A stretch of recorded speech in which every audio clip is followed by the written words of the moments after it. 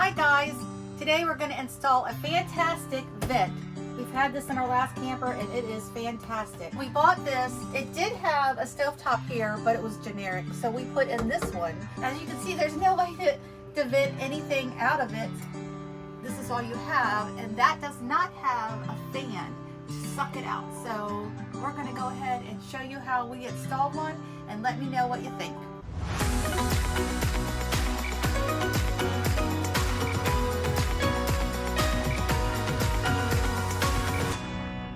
All right, like Kim said, let's go up and get this thing changed out. If I don't fall off the ladder. I was gonna say, be careful, dear. Hey, Dickie, this one's for you.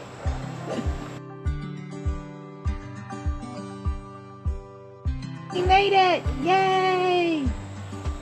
All right, so the first thing we really need to do is get all this old caulk off of here without damaging the roof. So that's what we're gonna do, and then we'll be right back.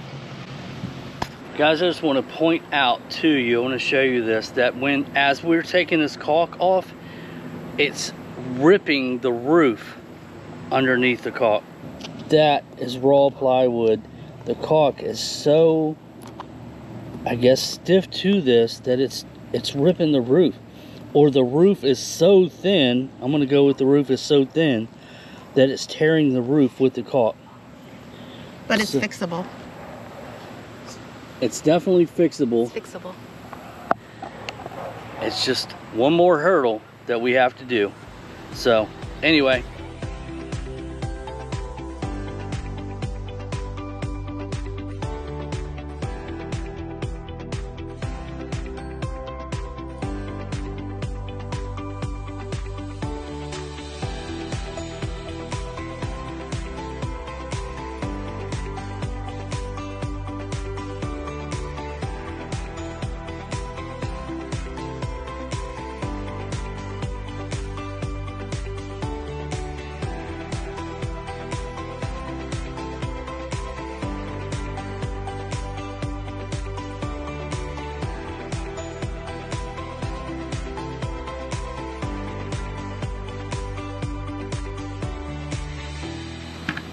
All right, we got the old one off. Lots of glue and garbage all over this, all this stuff. This stuff right here was so tough that as we pulled the old vent out of the hole, it ripped the roof. So what we had to do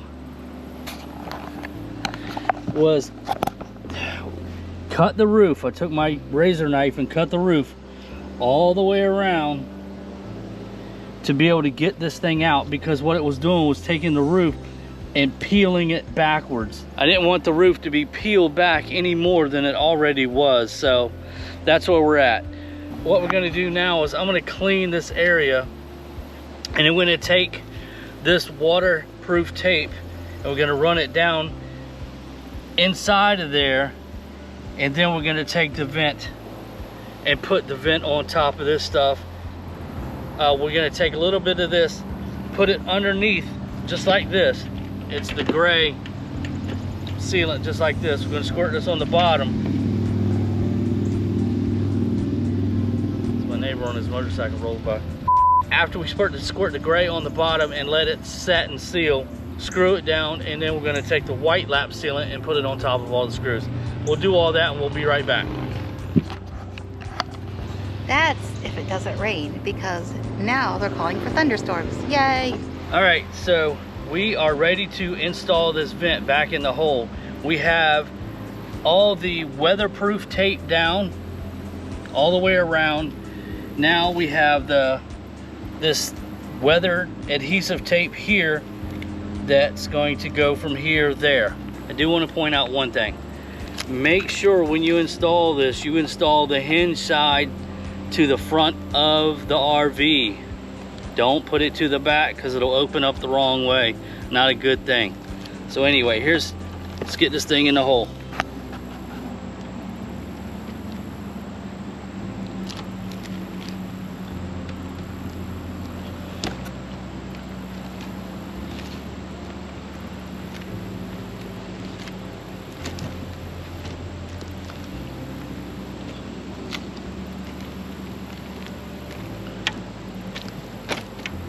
Okay, it's in the hole.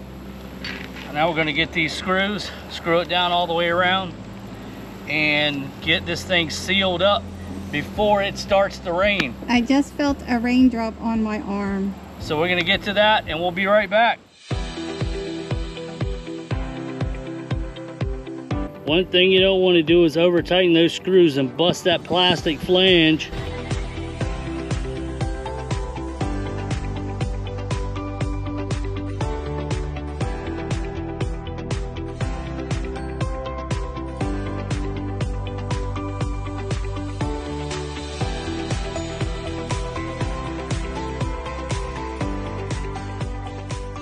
Okay, it is screwed down and it is ready for the final bit of lap sealant, and then we are done up top.